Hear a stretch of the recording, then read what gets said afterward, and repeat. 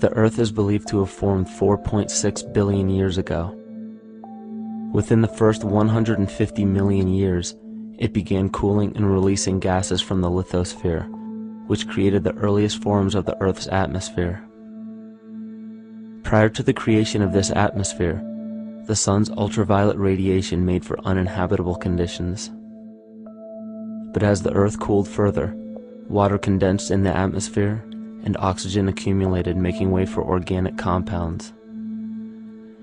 This spawned single-celled organisms and then plant life. And down through time, the evolutionary chain continued. And then we arrive at a species that does not seem to fit as well as the rest. Homo sapiens' gestation period of 9 months mimics the 3.8 billion year evolution of all life on Earth. The human embryo repeats the evolution of all species. When the sperm and egg unite, this new creation is a single-celled organism. Within hours, this single cell divides and multiplies more rapidly than any other species. 4 weeks later, the embryo begins to develop gills mimicking aquatic life. A few weeks later, it develops lungs and a tail with reptilian appearance. From there, a mammal is recognizable, and then onto a primate form. It then sheds its laguna, which is the embryonic fur, and at last shows the characteristics of a human child. The human body is a community of approximately 50 trillion cells. Everything the body does, the cell does as well. Cells have respiratory and excretory systems. They feed, feel, think, and communicate with other cells. Trillions of cells make up a single organism called the human body, and billions of human bodies help make up the organism we call Earth. The Earth has more similarities with the human anatomy than you may think. Earth has its own electromagnetic generation, just like the human body. Research has found that a direct current of electricity flows through perineural cells found around every nerve in the body. These pathways are called energy meridians and have been used in the practice of acupuncture for at least 2,000 years.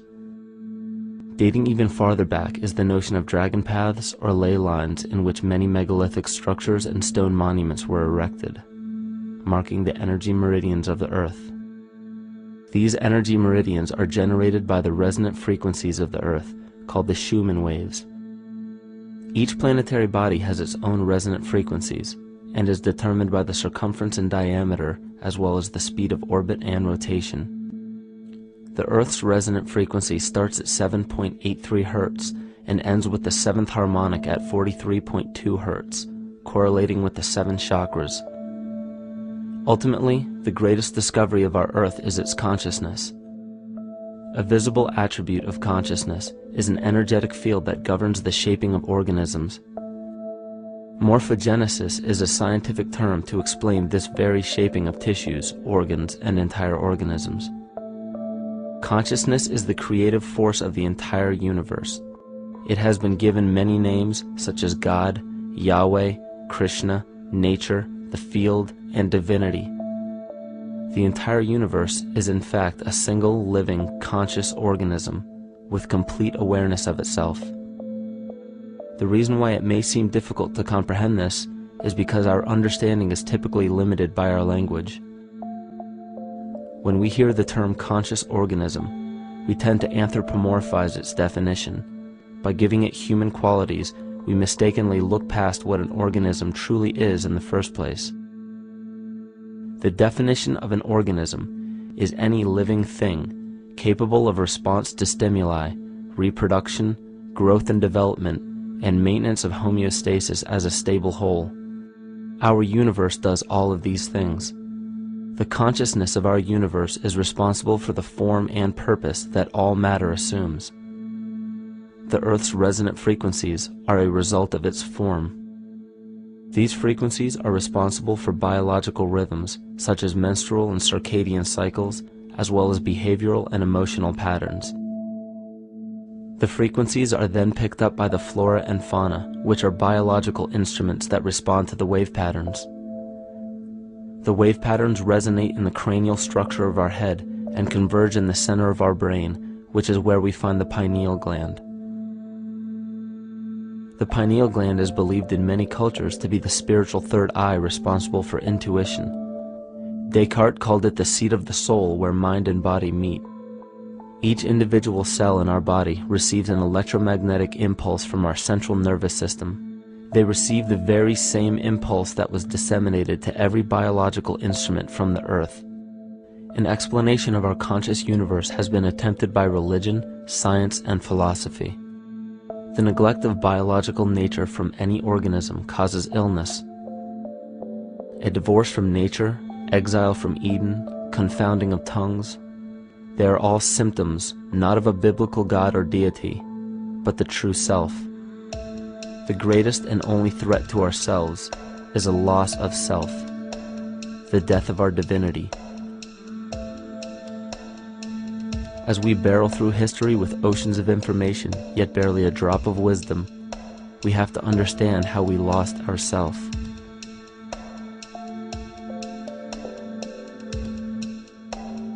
In sacred texts and ancient scriptures left by our ancestors, we find an incredible link between stories of creation, a great flood, the war of the gods, the Messiah dying for the sins of man, end-time prophecies, and similar characters. These correlations show up in myths from cultures that supposedly had no contact with one another due to distance in geography and time. The common thread we find that connects all of mythology has its roots in the stars. One of the most revealing accounts is the battle of the gods in heaven and the ensuing flood. In the Bible, Lucifer rivaled the Lord and was defeated and cast down to earth. In the creation myth of the Enuma Elish, we find a similar story of Tiamat being defeated by Marduk and cast down to the abyss of Apsu.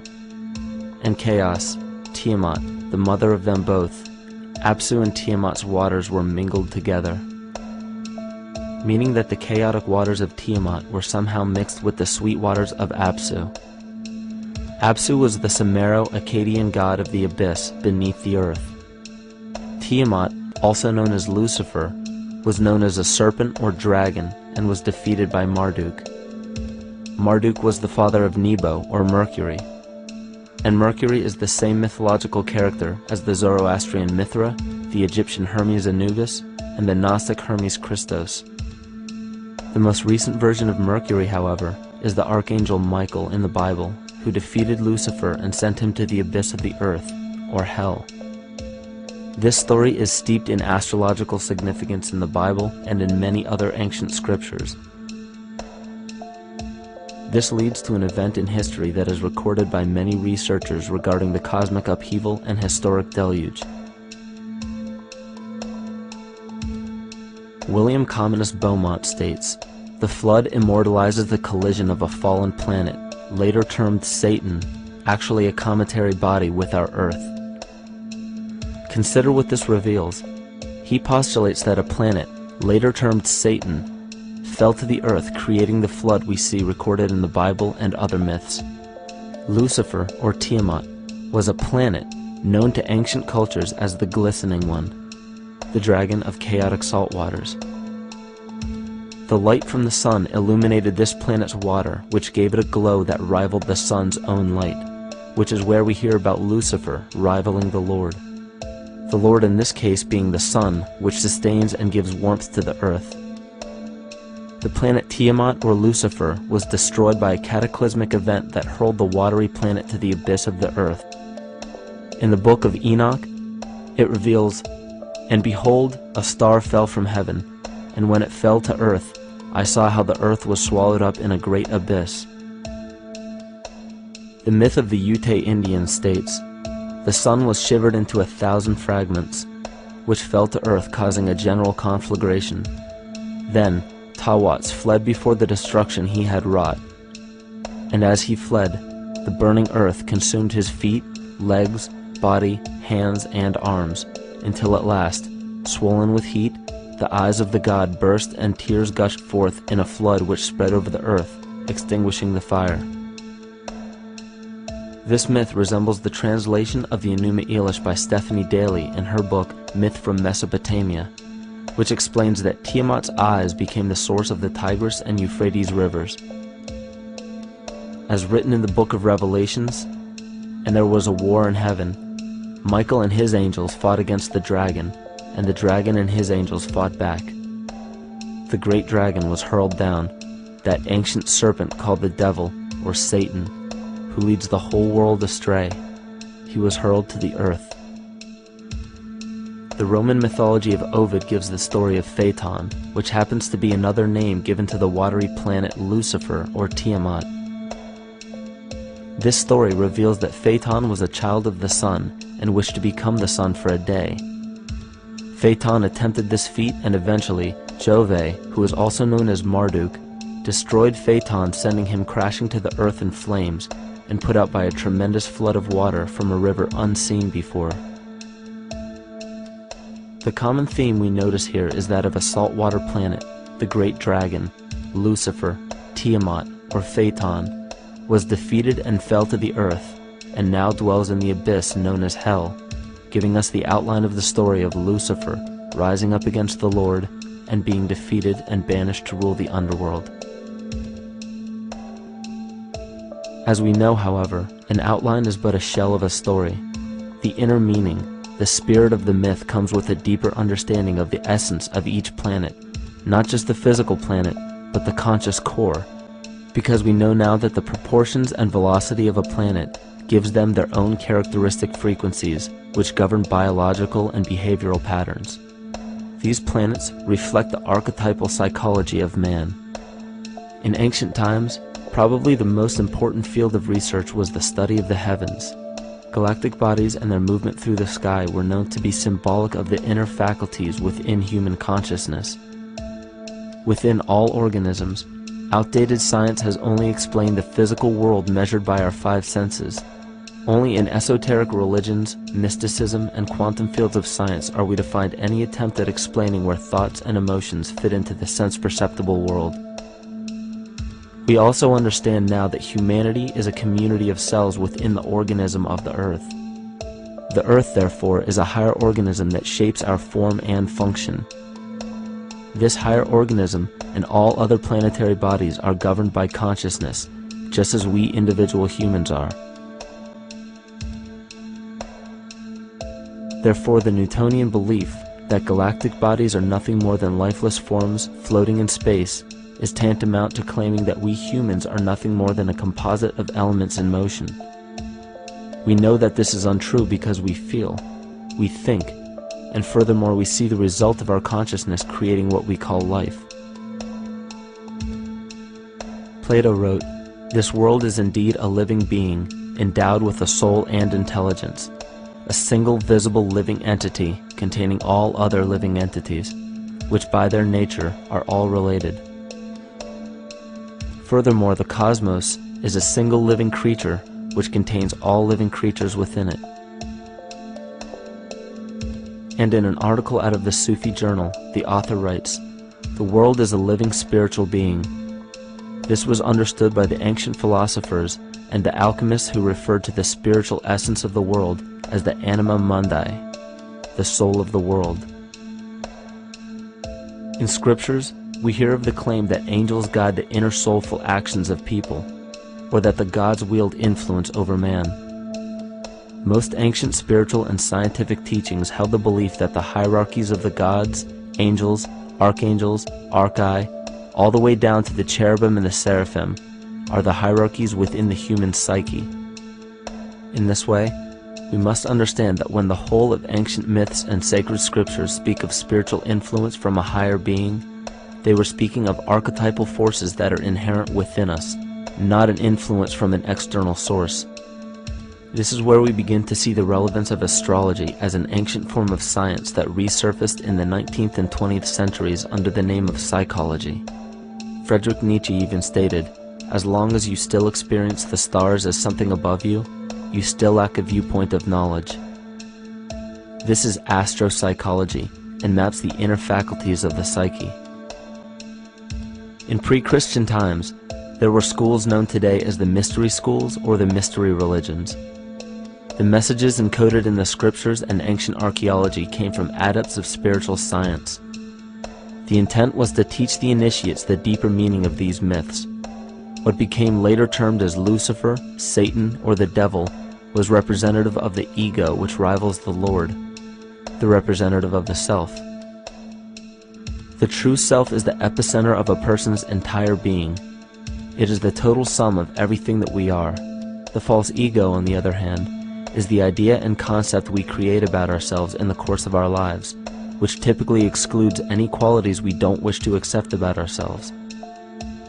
However, humanity has been endowed with the freedom to choose either to obey the true self or to give in to the temptation of the vanity and materialism of the false ego. This is the most notable trait that separates man from animal: our freedom of choice, the choice to follow our concepts and ideals or our natural impulses, the choice to sustain nature or to destroy it. This freedom of choice weighs on the fate of the entire organism that we call humanity. Cancer begins with a group of cells within a community that fail to communicate with the conscious signal of the organism. Those cells begin to grow out of control and spread to other areas of the organism.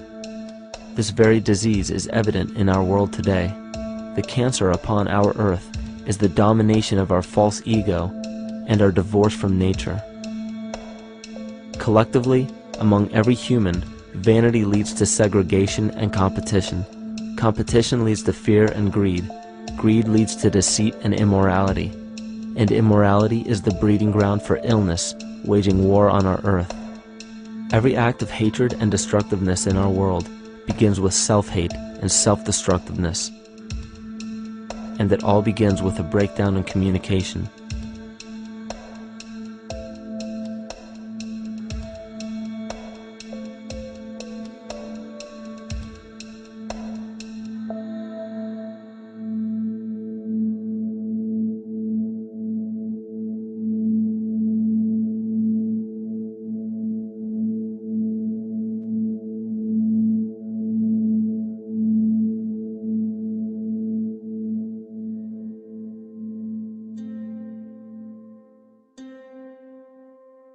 In nature, all that we perceive with our five senses is a result of two fundamental principles.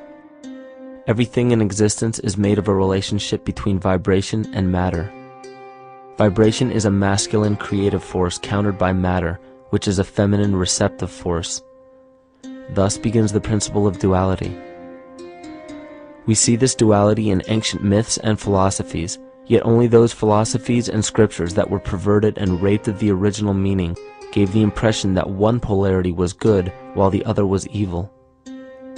The original sages, adepts, and shamans taught that both are necessary, and one would not exist without the other.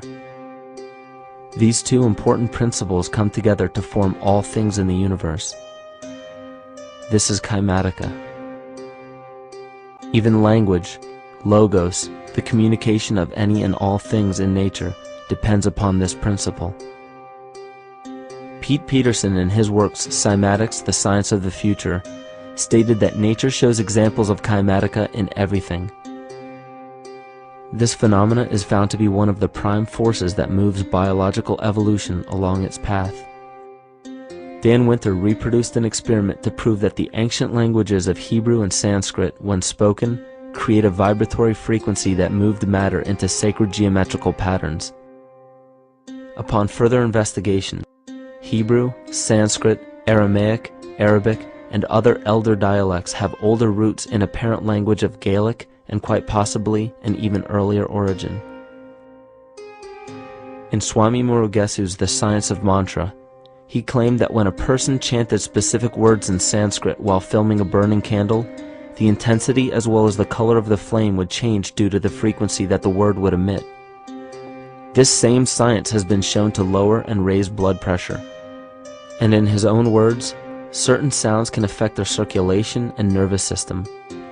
Whatever change such vibrations cause extends to the mind of a person and also to the surrounding atmosphere, causing warmth or coolness.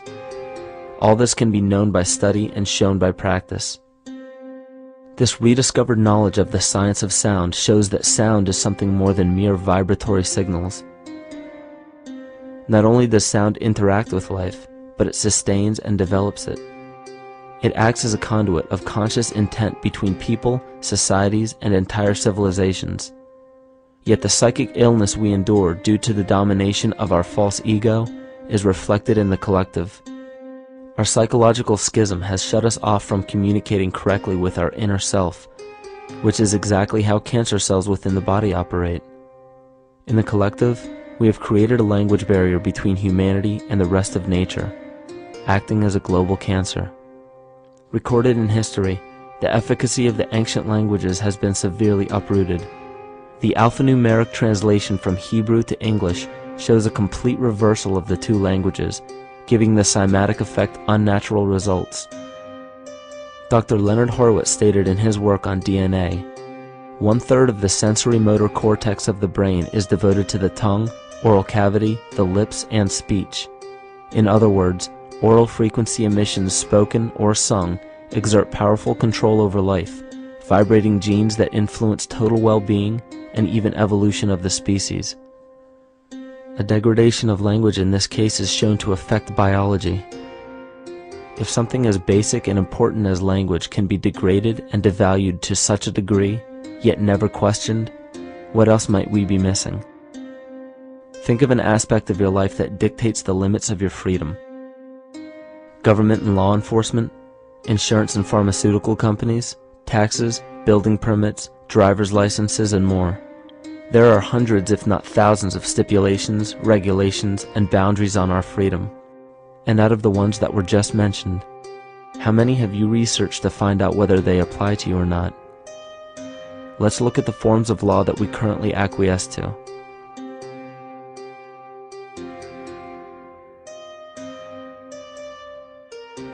A common misconception among people is that any rule or regulation that governs them falls under one category: law. But there are many other forms of law that people abide by without realizing that they simply do not apply to them. Another misconception is that a nation's constitution gives us our rights. A constitution does nothing more than list the rights that we already have. We are born with inalienable rights, endowed to us by our Creator. They are not given to us, and they cannot be given away.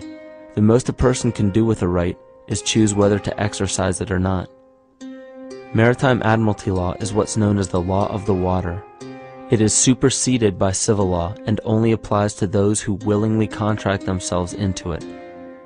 The definition of admiralty law is a body of private international law governing the relationships between private entities which operate vessels on the oceans. Let's look at how and why a form of law that is fashioned to govern corporations, businesses, and vessels has imposed its rule over natural human beings. This is all done through a form of word magic. A simple perversion of language has made it possible to convince people around the world that these alternative laws apply to them. One of the predominant beliefs in modern culture is that licenses, permits, registrations, and other forms of documentation are required to operate motor vehicles, use public roads, build structures and establishments, engage in free enterprise, and much more. Sadly, these beliefs are based on little to no investigation whatsoever, and are false.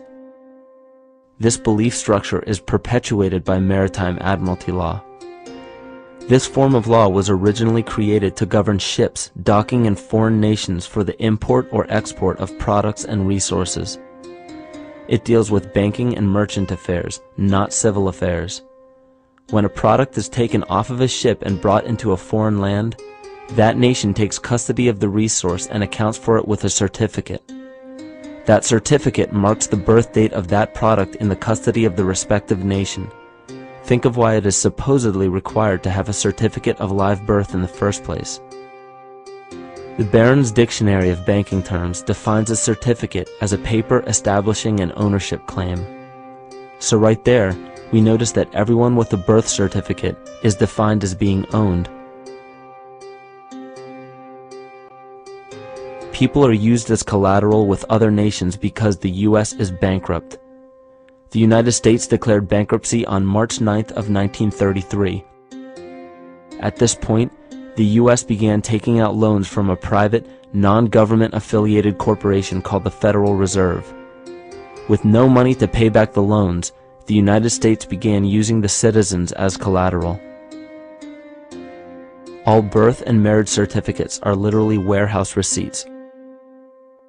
Just look at the similarities of warehouse receipts and birth certificates. Both document the date of issue, a serial number, registration number or receipt number, a description of the product, and an authorized informant to notify the appropriate government agency. With all of this information being readily available, the majority of people are unaware of their involvement with maritime admiralty law. This is possible through the manipulation of language. This admiralty law changed the meaning of the word person from a natural living person to a corporation. Driver's licenses, vehicle registrations, auto insurance forms, building permits, gun permits, work permits, tax filing documents, birth and death certificates, traffic citations, and many other forms of documentation that were once believed to be absolutely necessary only applied to persons or corporations. Upon signing such a legal document, you are indirectly waiving your rights under the Constitution and lowering your status to that of a corporation that is created with the same exact name as you. The only way to reconcile your true name from the name of the corporation is to take notice that the corporation has its name in all capital letters. This is known as capitis diminutia maxima. You may take notice that your driver's license, birth certificate, social security card, insurance cards, and more use all capital letters to legally represent the corporation with your name, not you. The corporation is known as an artificial person, whereas you, the human being, are known as a natural person. This deception goes even deeper when it comes to the courts that we attend. When showing up to court, you will notice that there are seats for witnesses behind a wooden fence or barrier. The defendant must cross through the entrance to the other side of the barrier where the plaintiff and judge sit. This act symbolizes the boarding of a ship. At this time, business can be conducted in maritime admiralty law. The judge, acting as captain or banker, is responsible for settling the balance between the two sides. This is why there is always a monetary value involved in any court case. The captain is simply dealing with banking and merchant disputes. Once the balance is paid, the case is closed.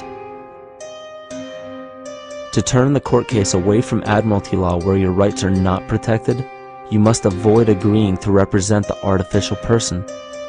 This is done by stating that you are the natural person. You don't have a first or last name because those imply corporate title. In a court case, you may state that the court takes judicial notice of your honor's oath of office. Every judge must take an oath of office to practice law, yet you must make it clear to the court and the jury that the judge is acting as judge and not banker. Remember that you are a natural human being of the earth. You are not governed by anything but your own consciousness. Laws are created within a society. The society that created the laws we see being enforced today is called the Law Society. Yet the most beautiful part of this entire deception is the fact that we are not part of the Law Society, so their laws do not apply to us. Judges, lawyers, and law enforcement officers, they're all part of a society. Within that society, they've created their own language that's deceptively similar to English. They have these little things called statutes, acts, and regulations that seem like laws, but they really only apply to those within their society. So that basically means all the traffic violations, minimum age requirements, and everything except for damage to another person or their property doesn't really apply to the natural person. Laws only apply to those within the Law Society. The game being played is an illusion. You can simply choose to open your eyes and reclaim the freedom that you were born with, bound by nothing but the limits of your imagination. These are just a few examples of assuring that your rights are being protected. By far, the most important line of defense against this deception is to be aware of the perversion of language, and be absolutely aware of how you form your beliefs and concepts.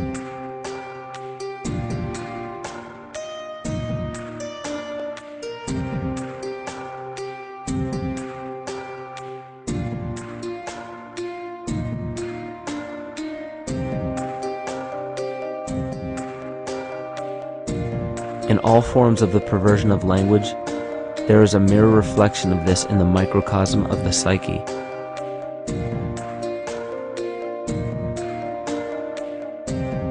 And the problem I see with humanity today is we don't truly know ourselves anymore. We have the 9-to-5 job, we have the house, the children, the bills, the television, the hobbies, and the errands that we run every single day, and we eventually begin to believe that this is who we are. But who are we beneath the job title, beneath the status of mother or father, theist or atheist, Republican or Democrat, black or white, man or woman? Who are we? Who are we deep down inside? We don't know, because every time we hear an answer that we don't want to accept about ourselves, we deny it. We'll pass it off and project it onto somebody else and judge them for it. This is repression. And we see what repression can do to us on an individual level, but what about on a collective level of humanity? What happens when the whole world refuses to see what they truly are on the inside?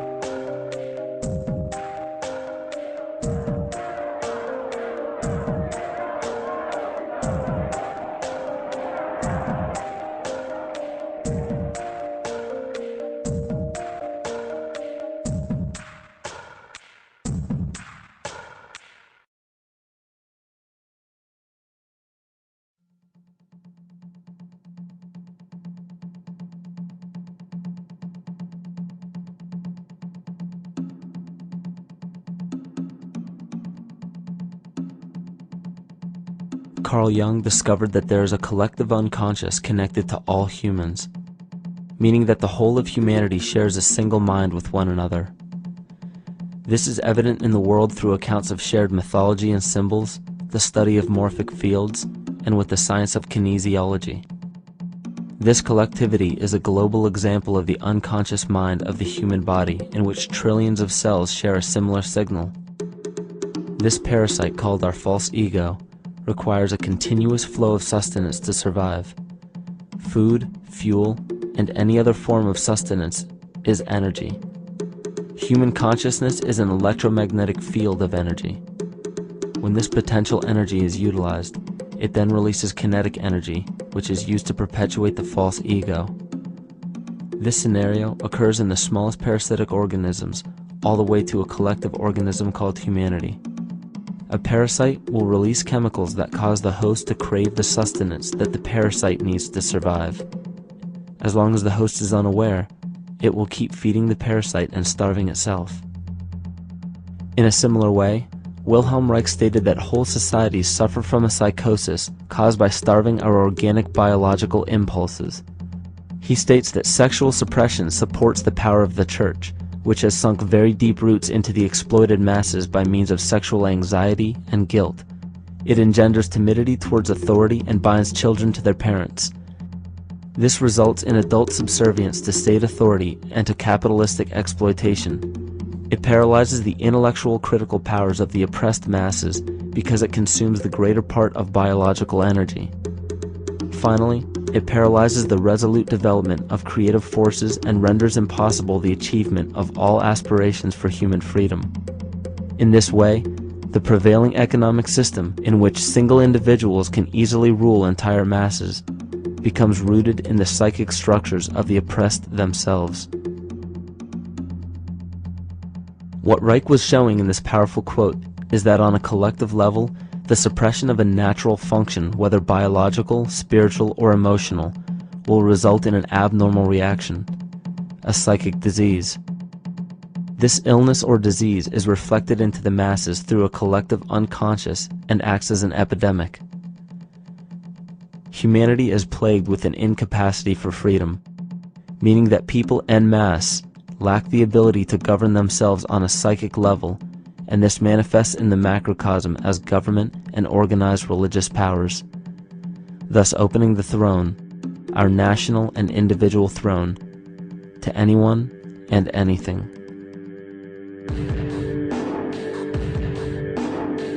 Enter the infamous rulers of the earth, the patriarchs of civilization, political, social, economic, and spiritual dictatorship, psychic tyranny.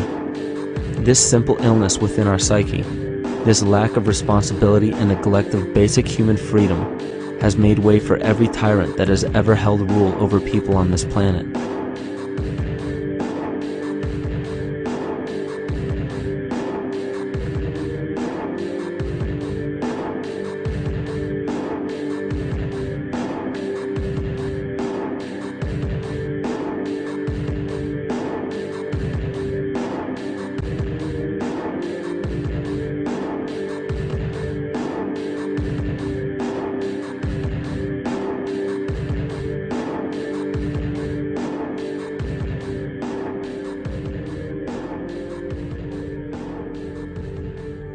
But these oppressive tyrants that are demonized by the masses are no different than us. In fact, they are one with us. In the book The Prophet by Khalil Gibran, he poetically states, "I say, as the holy and the righteous cannot rise beyond the highest which is in each of you, so the wicked and the weak cannot fall lower than the lowest which is in you also." Every one of us has the capability to commit the most horrifying sin or show the most beautiful compassion to our fellow man. This is the very definition of an illness within the psyche and soul of man.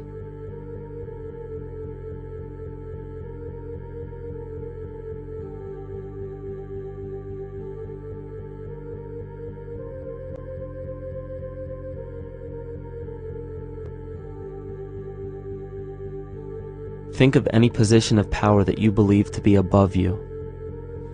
Royal families, government leaders, the United Nations, financial organizations, corporate monopolies, and media juggernauts. These are all facets of our false ego. They are the physical advent of our own sickness. They require our conscious participation, our conscious energy to survive. Because without our cooperation, without supplying them with the sustenance of complicity, they starve. Their very nature depends on our desire to be ruled, and a typical symptom of the illness among humanity today is our continuous denial of our illness. Repression. We consistently repress those qualities we choose not to accept about ourselves. This is why it is so difficult to see the false ego and its multiple manifestations for what they truly are.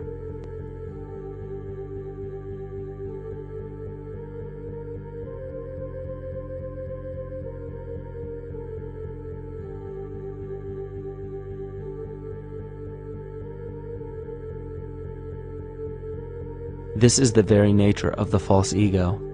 It acts as a red herring to distract us from the freedom we truly have.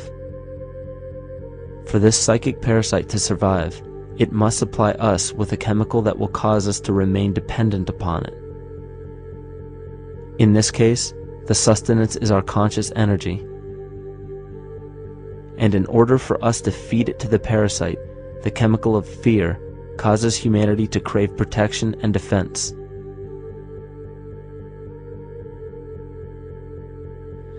The functions of the body to survive can be broken down to two basic functions for any organism to survive.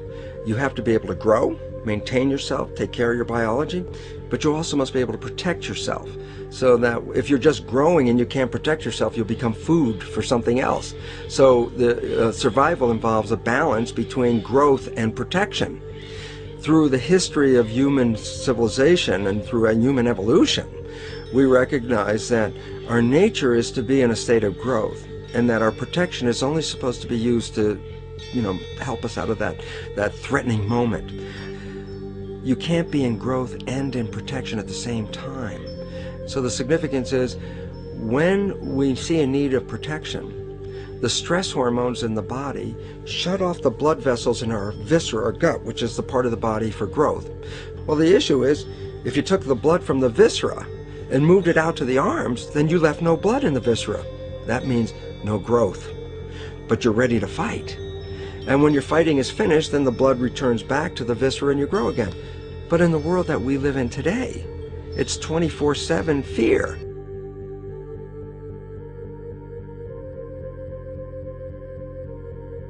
So we have a continuous dripping of that stress hormone into the body. It's just dripping all the time, getting us ready to run or fight or flight at any moment at the drop of a hat. We're ready to go because we're on guard. Well, the problem is, what does that mean about your allocation of energy? And it says, we're spending most of our energy in protection. You cannot survive if you're in protection all the time.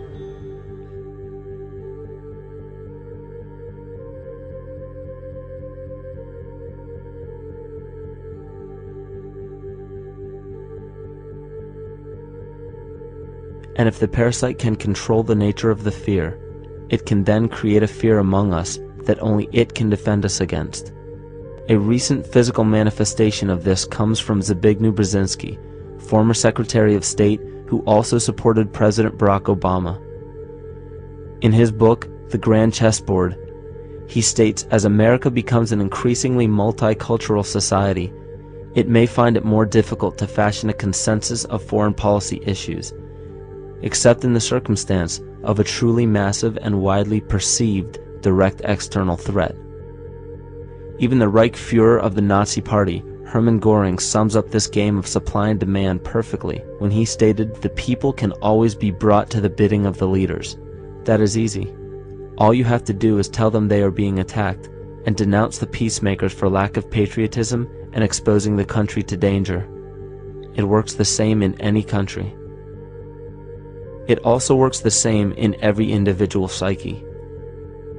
Just remember that the false ego has only one desire: to become greater and more powerful than the true self. This illness causes us to believe that we are separate from nature. This is why we see such a rise in the dependency of technology. This is why we see such little stewardship for the earth and the environment. And this is why we see bigotry, racism, sexism, and every other form of discrimination possible that leads to crime, violence, wars, and eventually, the global destruction of the organism. This endless state of fear, confusion, and segregation our world seems to live in is a symptom of the false ego creating a false threat.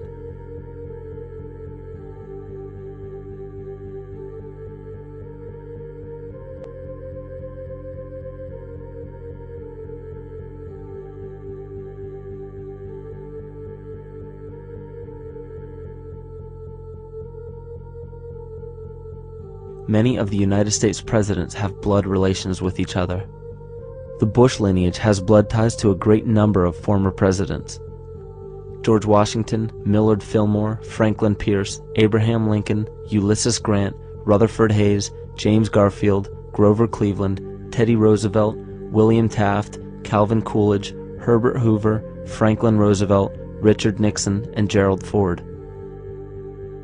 Michael Tessarion points out in his work that Bush is closely related to every European monarch on and off the throne, and has kinship with every member of Britain's royal family. Bush's family tree can be documented as far back as the early 15th century. He has a direct descent from Henry III and from Henry VIII's sister Mary Tudor. He is also descended from Charles II of England. And we also find that George W. Bush is a direct descendant of Godfrey de Bouillon. Godfrey was the first king of Jerusalem after he recaptured it from the Saracens, which was the name for the Islamic faith during the Middle Ages. It is interesting to note that the current occupation of the United States in the Middle East was re-established by the same family, George Bush Sr. in 1991, and again by George Bush Jr. in 2003. George Bush Jr. is then found to be a cousin to both opposing candidates of his 2 terms in office, Al Gore and John Kerry. Democratic President Barack Obama also has blood ties with George W. Bush, as well as Gerald Ford, Lyndon Johnson, Harry Truman, James Madison, and the British Prime Minister Sir Winston Churchill. On the opposing side of the 2008 presidential ballot, John McCain is descended from Robert the Bruce, King William I of Scotland, and also Godfrey de Bouillon. Probably one of the most interesting facets of the bloodline relations is the fact that the whole British royal family has descent from the Muslim prophet Muhammad through the Arab kings of Seville. This bloodline was passed through the kings of Portugal, Castile, and eventually down to King Edward IV. This is a very, very different story from what you hear the media pumping out every day, being this idea of lineal superiority. It's completely debunked according to the foremost authority of aristocratic lineage, Burke's peerage. And this just goes to show that there's the true story, and then there's the manufactured illusion, the front that's given to the public.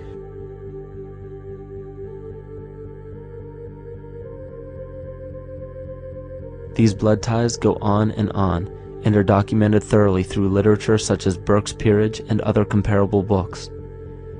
The point of all of this is that we find not just the same people, but the same intent within the people who have held high positions of monarchy, dynasty, aristocracy, and democracy in the past and present, and they are all related by a physical and symbolic link.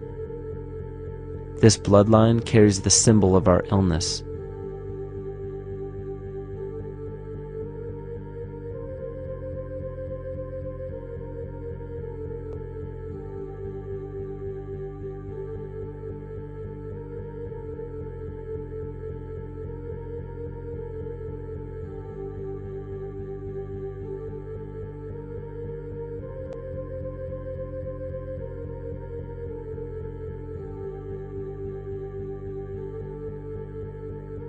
The symptoms of our psycho-spiritual illness are the wars, terrorist attacks, artificial or man-made disasters, and leader figures.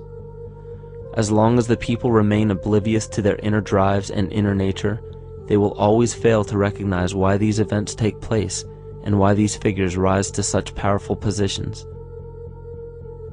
The reason why we have failed for thousands of years to conquer these archetypal rulers permanently is because for thousands of years we have been fighting the symptoms of an illness and not the root cause. For every corrupt government that falls at the hands of a revolutionary, oppressed people, 2 more will rise in its place every time, because the root cause of a corrupt government does not exist in the individual leading that government. It exists within the psyche of every individual, because an unaware host to a deadly parasite will do anything to avoid accepting his own incapacity for freedom.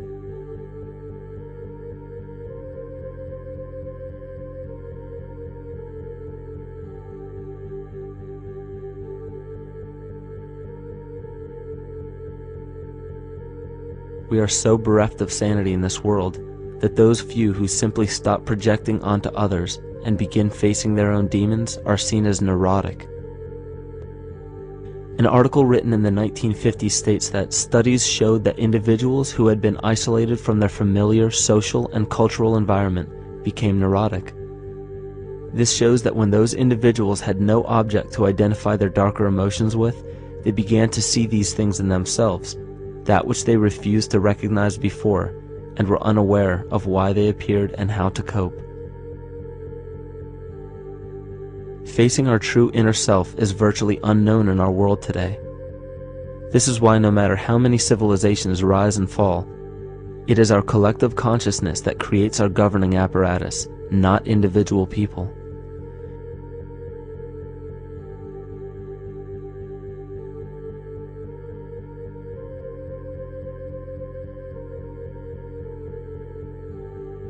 And after countless attempts, you would imagine that people would realize that a physical retaliation may not be the solution. Yet here we are, thousands of years later, with technology that can clone DNA, vehicles that can break the sound barrier and probe the depths of space, and science that can overcome almost any sickness. Yet we still fail to take notice to the importance of thoughts and consciousness. This is the very definition of insanity. And every single one of us is responsible for this psychic epidemic, because we're killing the messenger and paying no attention to the message.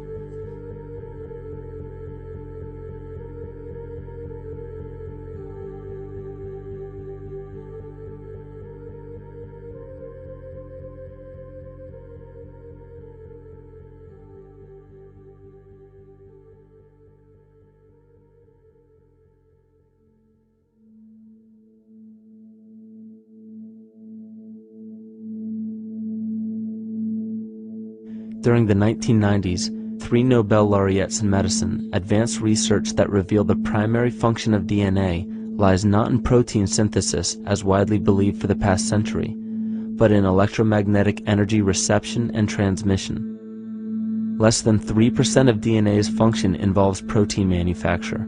More than 90% functions in the realm of bioacoustic and bioelectric signaling. So why is it important to know that DNA functions in bioelectric signaling? HeartMath Institute has discovered the heart and brain maintain a continuous two-way dialogue, each influencing the other's functioning. Although it is not well known, the heart sends far more information to the brain than the brain sends to the heart, and the signals the heart sends to the brain can influence perception, emotional processing, and higher cognitive functions. The heart also generates the strongest rhythmic electromagnetic field in the body, and this actually can be measured in the brainwaves of people around us. We are quite literally an electromagnetic expression of our highest cognitive function. The behavior of electromagnetism is evident throughout the world as dualism. All matter contains a negative and positive charge, which means organisms are built upon this foundation. The natural homeostasis of any organism is a balance of both polarities. Furthermore, research on emotional energetics shows that the heart's field is a carrier of emotional information and a mediator of bioelectromagnetic communication within and outside the body.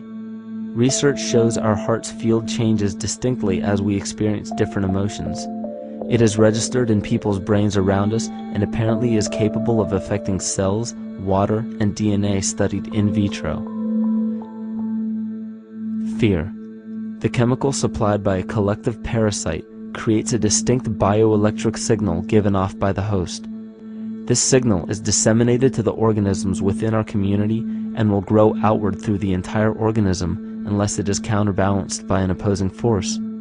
Dr. Fritz Alan Popp discovered that the cells in our body communicate through biophotons, which are tiny particles of light that are single units of an electromagnetic field. This communication system within our body also exists between people in what's known as morphic resonance. This was known by the shamans, sages, and adepts of antiquity. These teachings were commonplace in prehistoric cultures. It wasn't by sheer chance that artistic expression and rituals were the cornerstone of every ancient civilization. Art was used as a personal method to exercise the shadow content of the psyche and introduce it to the conscious mind. This was very literally viewed as psychic therapy. Ritual was based around astrological dates. As we've learned, the study of the stars and planets reflect our own astropsychology. The shamans would perform rituals on astrological dates that would correlate with a circadian rhythm or a psychological cycle. These rituals kept the human participants aware of their inner self and prevented the repression of psychological content. As long as people were facing their inner demons and accepting them as their own, they were not collectively projecting them into the physical world. If you bring forth what is within you, what you bring forth will save you. If you do not bring forth what is within you, what you do not bring forth will destroy you. The progeny of our psychological disease began growing rapidly after a series of catastrophes forced the collective into a somatic state of fight or flight. This lowered the immunity of the population by introducing a state of immense stress. Our body becomes more susceptible to illness under stress. In this manner, humanity fell ill when entire bodies of land were swallowed up by the floodwaters. This uprooted many tribes, chiefdoms, and civilizations from their homes, and their ritual practices that were used as a conduit for psychic wellness were put on hold in order to survive the catastrophe and seek new homes. The shamans were spread to many new areas of the world. This information has been suppressed. We are made to believe that advanced civilizations such as ancient Egypt and the Mayans of Mesoamerica came about with no prior rudimentary remnants or evidence of evolving intellectual artifacts to bring them to their peak. We are meant to believe that their incredible knowledge of mathematics, astrology, agriculture, economy, polity, and architecture came out of nowhere. This leads many researchers today to the understanding that the origins of these civilizations have been suppressed. Not surprisingly, the force that has guided the suppression of this knowledge comes from the exact bloodline of the political and religious leaders stated previously. These are some of the notable book burnings and suppression of important texts in our history.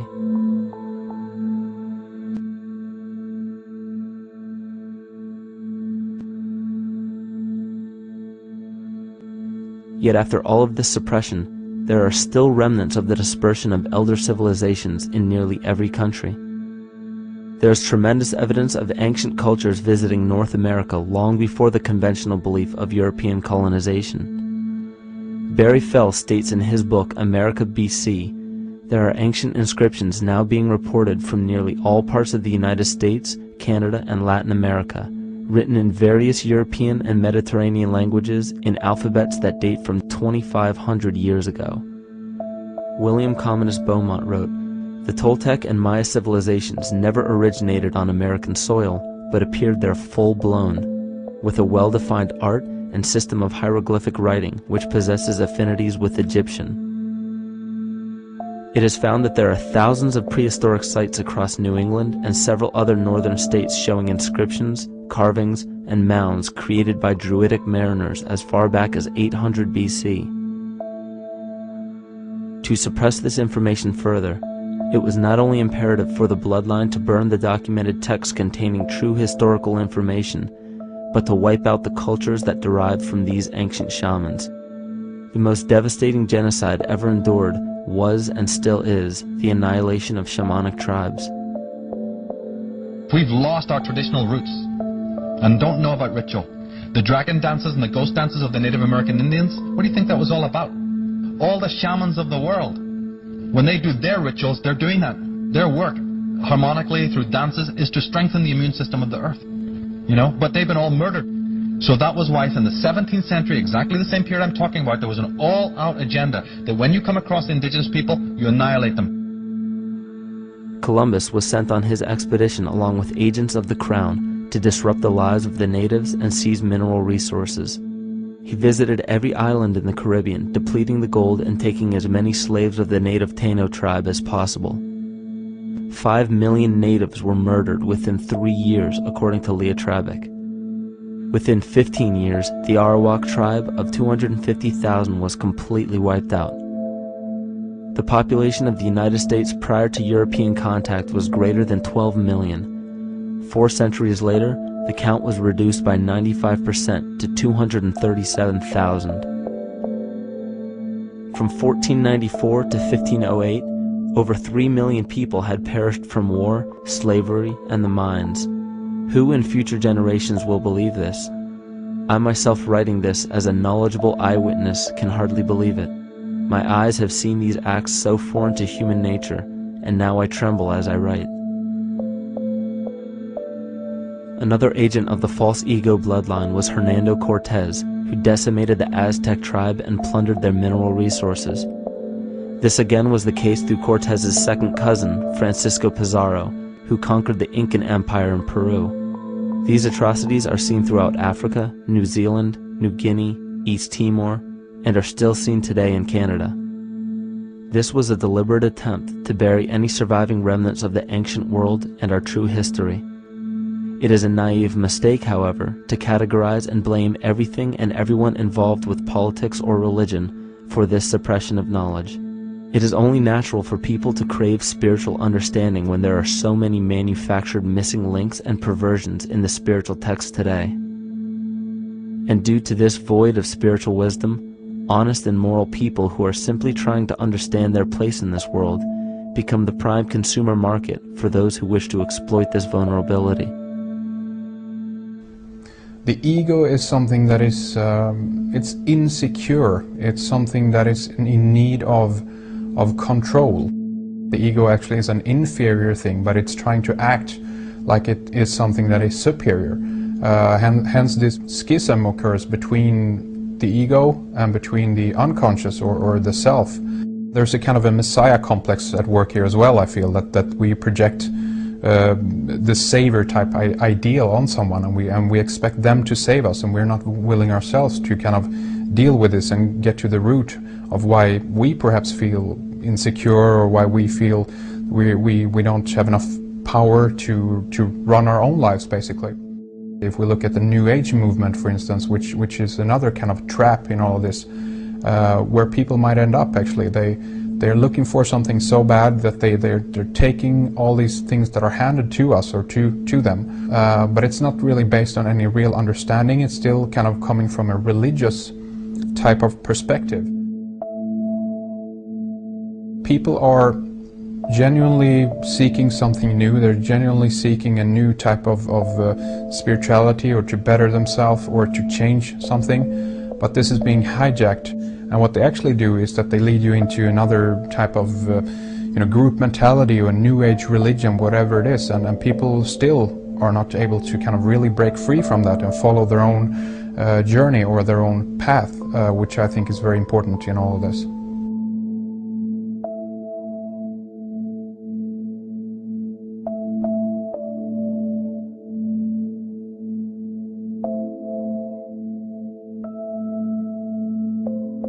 In the pre-Christian era, there were several cults of incredible power, most notably the stellar, solar, Saturnian, lunar, and mushroom cults. It is simple to see that worshippers of the lunar goddess comprised of the lunar cult.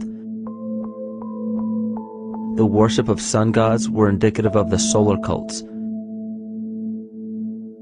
The Saturnian cult, which consisted of Phoenicians and Canaanites, worshipped El or Eli. The biblical exodus of the Hebrews from Egypt showed that they entered Canaan and merged the lunar cult of Isis, the solar cult of Ra, and the Saturnian cult of El to form Isis, Ra, El. Israel. The old Israelitish cult and mythology, the Yahweh worship, the patriarchal legends, the sojourn in Egypt, and so on, are rooted in the religion of the sacred fungus, developed from the underlying fertility philosophy of the ancient Near East. The Jewish mitre, Muslim turbans, and military berets are derivations of the symbol of the mushroom cult. One of the first and most prominent, however, was the stellar cult, and a number of these ancient cults were created for shamanic purposes and earthly stewardship, yet some were taken over with different intentions. Just as you would imagine in any establishment of power, smaller cults formed within the main cults to worship individual deities. The cult of Mithras and the cult of Dionysus are two examples. You still today can see the Mithraic or Phrygian cap on the symbol of the seated Liberty dollar, the coat of arms of many countries, the reverse side of the flag of Paraguay, the seal of the United States Senate, and even involved in the solar cult holiday that we now call Christmas. In the cult of Dionysus, many festivals were celebrated, such as the Greater Dionysia, celebrated in Athens around the spring equinox. The foremost event in this festival was the Thymelic contest, in which poets, musicians, and entertainers performed in an open-air theater. Musicians did not have to pay taxes, and members of the Artists Guild did not have to participate in military affairs. The cult of Dionysus is still alive to this day as the entertainment industry.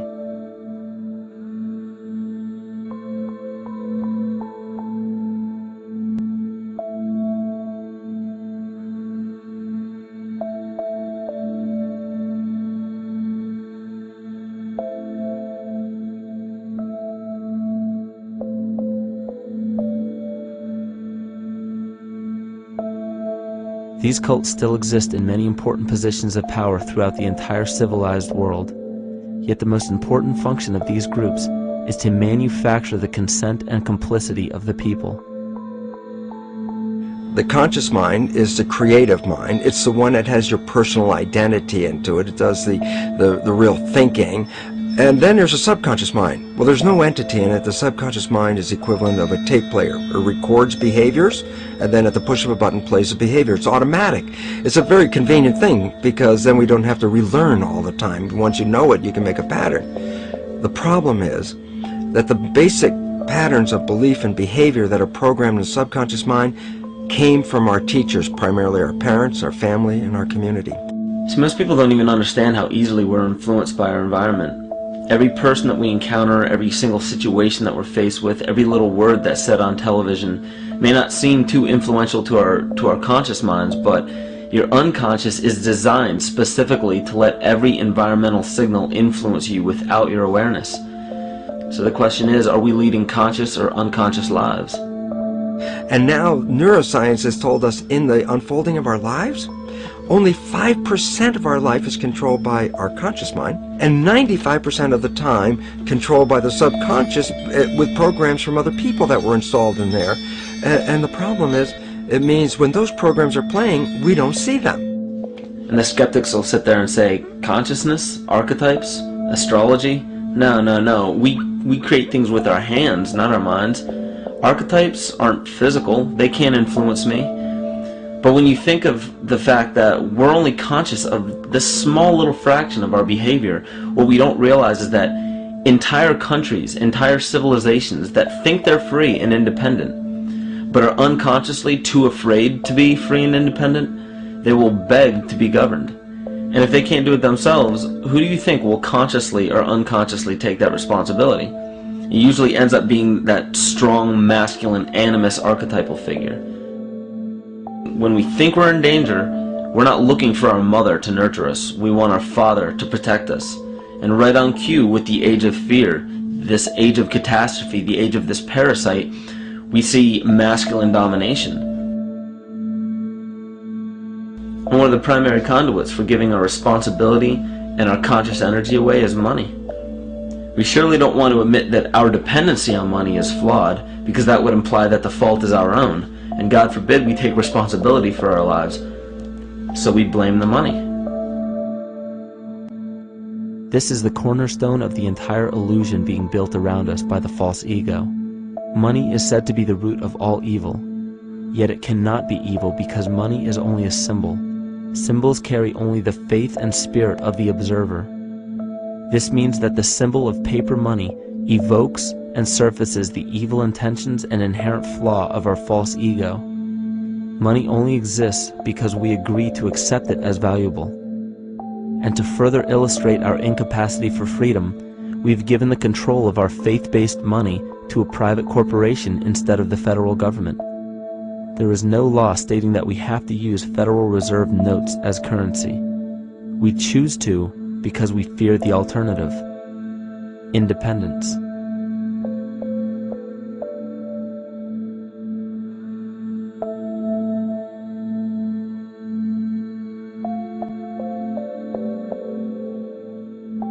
But it's not even really about money, it's about energy, because money is simply this material thing that allows billions of people to crave just one thing and put their energy into the same thing. It's not the plasma TV or the house or the lifestyle or the job or the significant other or the status that we're really after, because we know that we're empty. These people feel sadness and loneliness and void just like anybody else. And they either want to fill that void with materialism because they think that that'll make them feel better, or they want to sedate the void feeling with material possessions. So it all comes back to this feeling of having to put our dependency into an external source, something that we have absolutely no control over. What we're seeing right now is with all the competition of each other destroying each other, wars, competing for material existence, raping the planet and tearing it apart to get some pieces of it to hold in your hands and say you won the game. Every one of those moves is destructive not just of the planet but of human civilization, because human civilization will thrive with cooperation and will die with competition. And if you operate from these truths, then you end up with the extinction that lies before us. You see, we all have demons, so to speak. We all have inner demons in our lives, but we expect to see devilish monsters or dark apparitions when you think of a demon, kind of like what you'd see in the cinema. But our demons are really the people in our everyday lives, the people that we argue with, the people that we envy or hate, the ones we physically or emotionally harm in some way, shape, or form. And it's not because we envy or hate qualities in these specific people as much as we hate the fact that they remind us of ourselves. They reflect qualities about ourselves that we wish we had more of, or that we wish we didn't have at all. So what do? We alleviate that pain not by fixing or fighting our own demons, but by harming the people that remind us of our demons, by harming the people that remind us of the things that we don't like about ourselves. And when we become frustrated that we're not in control of our emotions because we don't really know what's affecting our emotions, we take it out on others. We take it out on absolutely anything else that can show us or act as a catalyst for our hatred. And so we do the same thing to animals. Animals are perfect because they can't defend themselves. And it's a perfect catalyst for our inner aggression, our confusion, our hatred. Just take it out on something absolutely helpless. Just imagine how unconscious a person has to be of his or her actions to torture or mutilate or brutalize any living thing.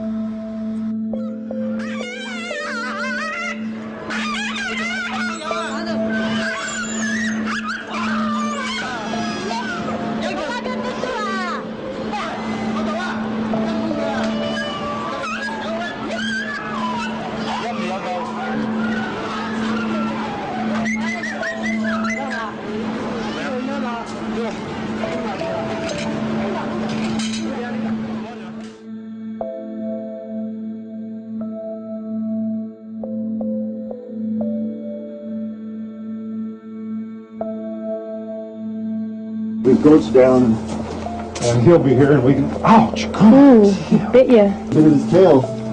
Is it common with their kids, maybe? He's a big guy. That's a real.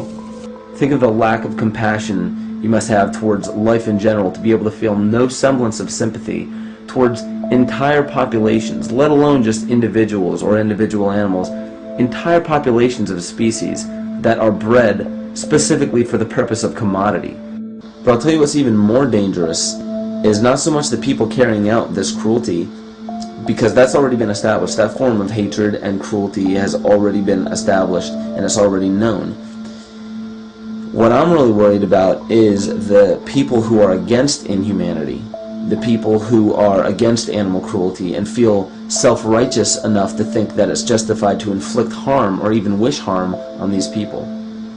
Because those are the people who take unconscious cruel behavior to a whole new level of conscious cruel behavior that's perfectly acceptable in their minds, because they feel that it's their job to bring other people to justice, like they're an authority figure of some sort. Those are the people who will have a much harder time figuring out why they harbor so much inner hatred and resentment. They don't seem to realize that it's just another form of the same exact hatred. So to keep from facing our inner demons consistently, what do? When we begin to realize, hey, wait a minute, maybe it's not alright to inflict harm on any other living thing, then the ego has to come up with a more esoteric form of cruelty to trick us into displaying the same form of self-hatred, the same indignant attitude, but just in another way and towards another group of people. But the emptiness will always find a way back in, and people will always start to feel restless again, no matter how many times they transfer blame to yet another person or yet another group. We need chaos in our lives. We crave destruction. We beg for catastrophe. Because if we don't have these things to act as a form of exorcism or a catalyst for us, we start to notice these things in ourselves, and that's what we don't want. You see, we can deal with wars. We can deal with terrorism. We can deal with stock market collapse and economic collapse. We can deal with these things. But once we start to notice this chaos within ourselves, that's what we're really afraid of. We'll take 1,000,000 September 11ths over one moment of true insight towards our self-hate.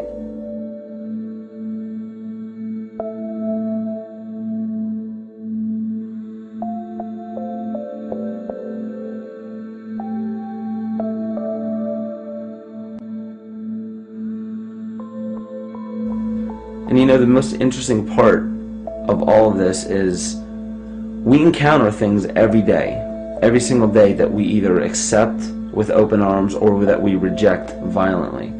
The interesting part is not really what we're accepting or rejecting as much as what it is inside us that makes us feel compelled to a certain thing or repelled from a certain thing. There's this fundamental dual behavior of muscular strength or weakness, attraction or repulsion. And what's interesting about this is when you realize that consciousness, awareness, that intangible essence that animates all matter into what we see around us as life, that is where you will find the origin of this dual behavior. It's been explained as the inhalation and exhalation of Brahma, the contraction and the expansion of Ahriman and Lucifer in an anthroposophical setting, the active and the passive qualities in electricity, the masculine and feminine qualities, yin and yang, existence and nothingness. These are all ways to explain the same behavioral process that begins with awareness, it begins with consciousness. And if you get rid of all the images and concepts in our minds of these sayings in your head and just try to feel the difference between the two polarities, you'll begin to notice that all of the different scenarios and possibilities that are playing out in the world all spawn from this common origin.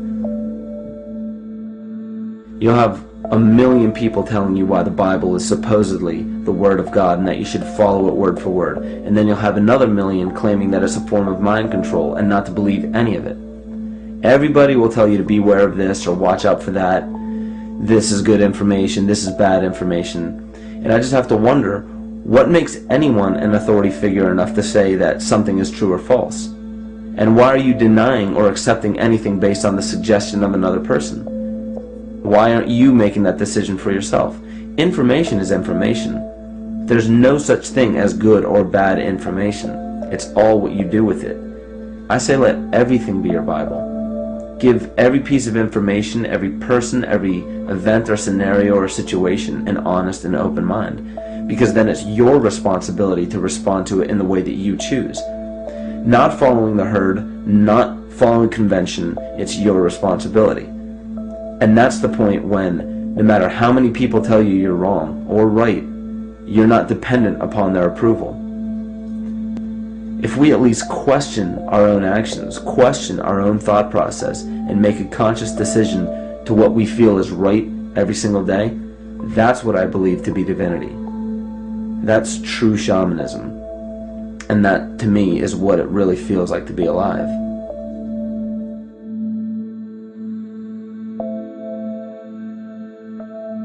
In this conscious, living universe, there are no laws of nature, just habits. There is nothing external to the universe to enforce a law upon it. The illusion of a fixed law of nature is only the result of there being no need for that habit to be broken. When habits need to be broken to ensure the survival of the organism, we see this event in nature and call it evolution. The collective mind shapes our evolution. And a great example of this is the experiment done by John Cairns in 1988. His team put lactose-intolerant cells in an environment with only lactose for food. Under a law of nature, every one of these lactose-intolerant cells would have died. But surprisingly, they all survived. Every one of them understood the problem that they were facing and replaced the defective lactase enzyme with a functioning one to utilize lactose for food. If a cell has the ability to decide how and when to evolve because it's facing extinction, then anything can. The existing beliefs are that a human body is a biochemical machine controlled by genes, and therefore the behavior, emotions, and character of our biology, our health, our lives, are controlled by genes which we don't control. So this is what we taught people. You're a victim. Genes control your life. You didn't pick them. You can't change them. The genes you end up with program what's going to happen. My experiments on stem cells, which I started in 1967, I'd isolate one stem cell, put it in a petri dish, and then it would divide every 10 hours. So I took all the cells, split them up into 3 groups, and then just put them in 3 petri dishes. And then I changed the growth medium, the constituents of the environment, in each of the 3 dishes. In one dish, the cells form bone. The second dish, they form muscle. And a third dish, they form fat cells. What controlled the fate of a cell? And the first thing you have to say is, well, wait, they were all genetically identical when they were put in a dish. So obviously the genes didn't control it because they all had the same genes. What was different was the environment. And all of a sudden in my career it said, oh my gosh, here I am teaching genes control life, and the cells are telling me genes respond to life. And since you can control the response, you can control your life. It's how you read the environment, how your mind perceives the environment. And if you understand this, then you could lead yourself to the most wonderful expression on this planet, to be fully alive and fully healthy by just how you respond to the world.